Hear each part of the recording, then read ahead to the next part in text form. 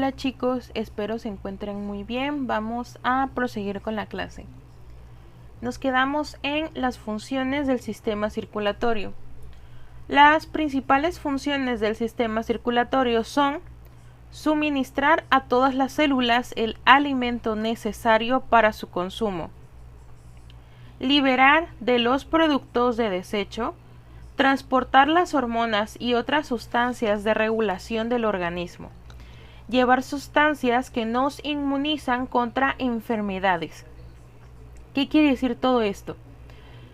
Las funciones del sistema circulatorio es, como vemos, suministrar a todas las células el alimento necesario. Mediante el torrente sanguíneo, cada eritrocito va a transportar alimento o nutrientes para cada órgano, para posteriormente que ese órgano se empiece a nutrir. Por ejemplo, lo que nosotros comamos pasa al intestino delgado, al intestino grueso. Absorbe nutrientes, líquidos, etc. Una vez que absorbió los nutrientes, pasa al torrente sanguíneo. Entrando a este torrente, se empieza a distribuir por todo el cuerpo. Por ejemplo, si yo estoy tomando vitaminas para el cerebro, pues como quien diría, ¿no? ¿Cómo sabe la vitamina que tiene que llegar al cerebro? Pues en el intestino se absorbe y pasa al torrente sanguíneo. Una vez ahí, va viajando por todo el cuerpo y llega al cerebro, donde ahí deposita los nutrientes y, valga la redundancia, el cerebro se nutre. Liberarlas de los productos de desecho, así como también el torrente sanguíneo va a llevar nutrientes, también va a llevar el desecho de cada órgano, para posteriormente, valga la redundancia, desecharlo, ya sea por la orina o por las heces, por el sudor, por las lágrimas, etc. Transportar las hormonas y otras sustancias de regulación del organismo.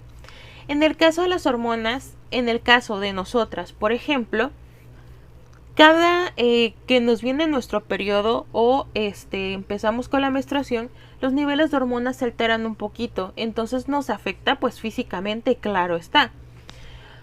O de igual manera, cuando nosotras entramos a lo que es la menopausia, las hormonas empiezan a desatarse por todos lados, que son los bochornos, los cambios de humor, etcétera, etcétera, etcétera. En base a esto es porque estas hormonas van a viajar por todo el cuerpo y van a alterar o van a regular las sustancias en los organismos.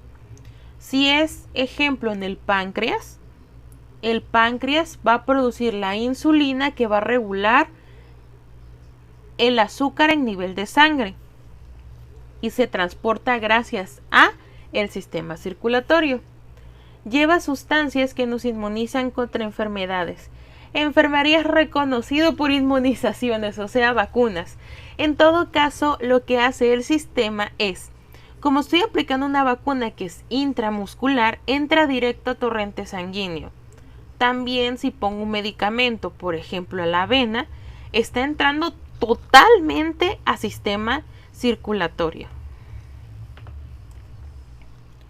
La distribución de la sangre en el cuerpo varía de acuerdo con las actividades, el esfuerzo realizado, la exposición al frío o al calor y las emociones. Por ejemplo, ante un estímulo nervioso, la piel de la cara puede enrojecerse, que es que decimos que es que me da pena o me da vergüenza, porque los capilares de esta región reciben más afluencia de sangre. Cuando hacemos ejercicio físico, la sangre va a los músculos.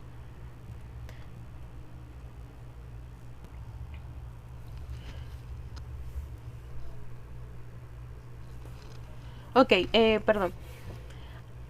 Cuando hacemos ejercicio físico, la sangre va a los músculos. Realmente, si nos damos cuenta, cuando, no sé, vamos al gimnasio, o zumba, o vamos, no sé, aeróbics, pilates, etcétera, el ejercicio que sea, expedimos calor. Si nosotros, por ejemplo, nos sentamos con algún familiar o tal persona, lo primero que nos va a decir es: quítate porque me estás dando mucho calor.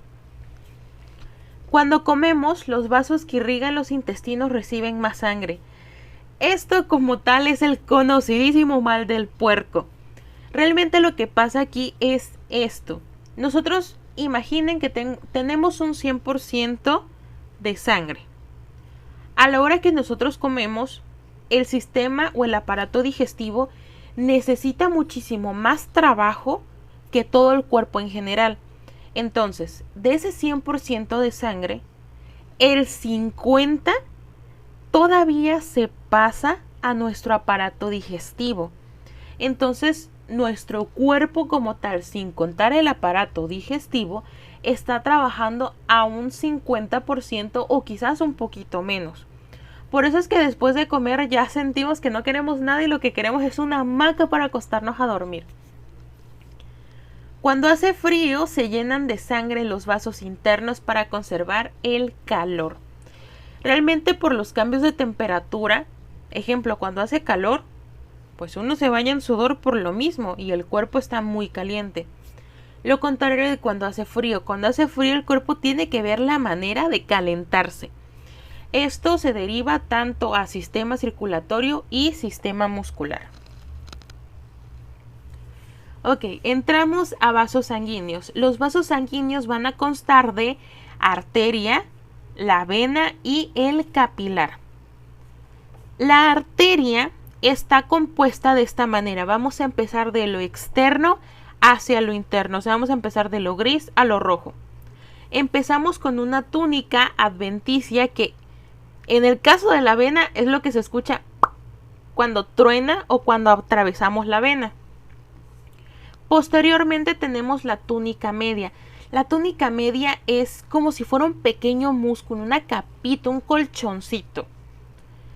Posteriormente está la túnica íntima, que es la que está pegadita al epitelio. O sea, quiere decir que está pegadita a la vena. Como tal, las tres túnicas lo que hacen es proteger la vena o la arteria. Y por último tenemos el epitelio, que el epitelio es la parte como si fuera una manguerita que va a conformar ya sea la arteria o la vena. Y lo que vemos en medio como tal, si se dan cuenta, no está relleno, porque a esto se le conoce como luz. Cuando, por ejemplo, en el caso de la arteria está tapada por una acumulación de colesterol o triglicéridos, que son la parte amarilla como tal que se alcanza a encontrar en las arterias, es porque está obstruyendo esta luz. ¿Qué ejemplo les pongo? Si ustedes, por ejemplo, se van y se compran un pozol, les dan un popote. Ese popote, si se dan cuenta, es un huequito que no tiene ni inicio ni fin, es un hueco literalmente. Entonces, si ustedes están tomando el pozol mientras esté líquido, no pasa nada. Pero si le llegan al cheese, o sea, a los asientos del pozol, se empieza a tapar ese popote. Y ya es cuando menean un poquito el vasito para que todo se revuelva.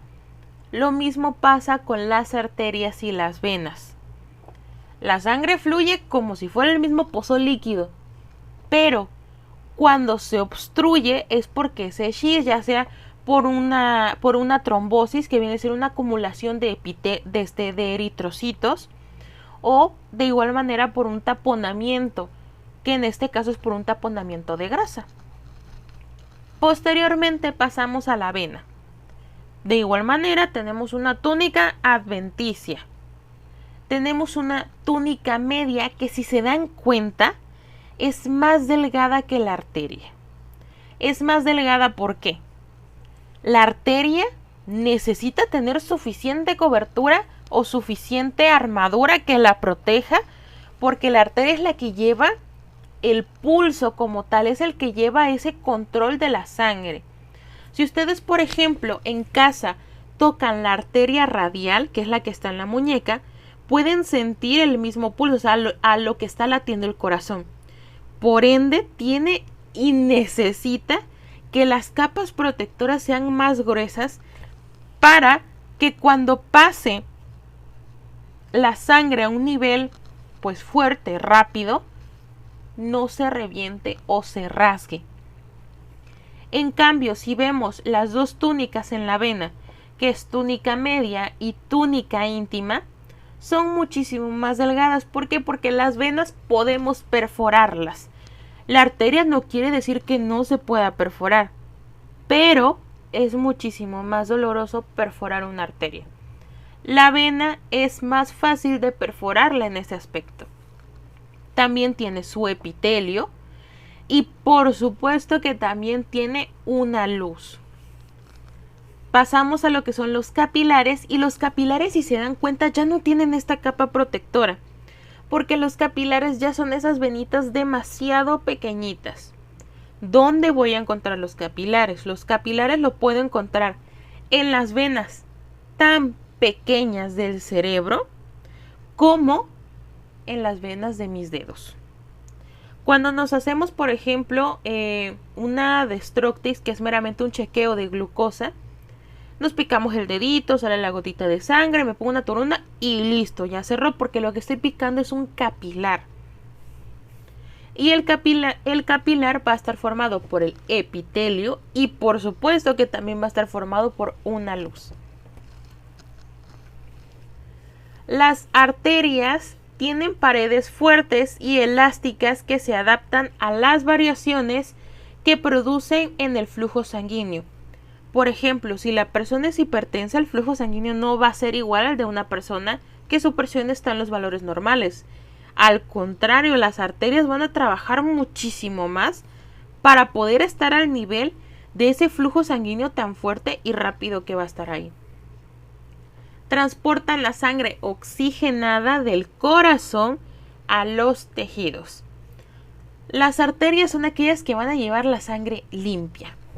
Aquí podemos ver una imagen un poquito más clara en donde está la túnica externa, media, tenemos una membrana elástica, una endotelia, la túnica interna y la sección de una arteria como tal, y por supuesto vemos lo que es la luz. Pasamos a las venas. Estas están sometidas a menos presión que las arterias, por eso son más delgadas, es lo que les comentaba hace un momento. Llevan la sangre cargada de desechos de regreso al corazón. Está conformada por una túnica adventicia que es más gruesa que en las arterias, una túnica media más delgada que en las arterias, una túnica interna que tienen válvulas que evitan el retroceso de la sangre. Cuando damos un masaje, lo ideal es dar el masaje al sentido de la circulación. Por ejemplo, si es en la pierna porque me duele la rodilla, voy a masajear de la rodilla hacia la cadera. Cuando canalizamos, siempre el punzo va hacia la circulación. O sea, el punzo, si me lo pongo en la mano, el punzo no va a estar mirando a mis dedos. El punzo va a estar mirando hacia el brazo. En los capilares se produce la liberación de oxígeno y nutrientes desde la sangre hacia los tejidos y se corrige el dióxido de carbono, y se recoge el dióxido de carbono y el material de desecho de estos. Los capilares en el sistema respiratorio son demasiado importantes para poder hacer un intercambio gaseoso, que esto lo verán en segundo cuatrimestre. Los capilares tienden a ser muy finos, entre 8 y 12 micras. Micras realmente es de las unidades más pequeñas que puede haber. Una sola capa de tejido delgada. Su función principal es el intercambio de sustancias entre la luz de los capilares y el líquido intersticial de los tejidos. La longitud total es de unos 100.000 kilómetros. Aquí podemos ver una imagen de cómo es un capilar. Podemos ver que lleva lo que son alimentos o nutrientes, lleva oxígeno, sustancias de desecho, dióxido de carbono, etc. Aquí podemos ver una imagen más grande de cómo se van a derivar. Tenemos la arteria. Las arteriolas son arterias un poquito más pequeñas para posteriormente pasar a los capilares. Lo mismo pasa con las venas. Tenemos la vena, que es la de mayor calibre, las vénulas, que son venas más pequeñas, y tenemos de igual manera los capilares. Y esta es una imagen de pues como tal venas y arterias que tenemos en el cuerpo. Y hasta aquí vamos a dejar la clase, chicos. Nos vemos la próxima clase.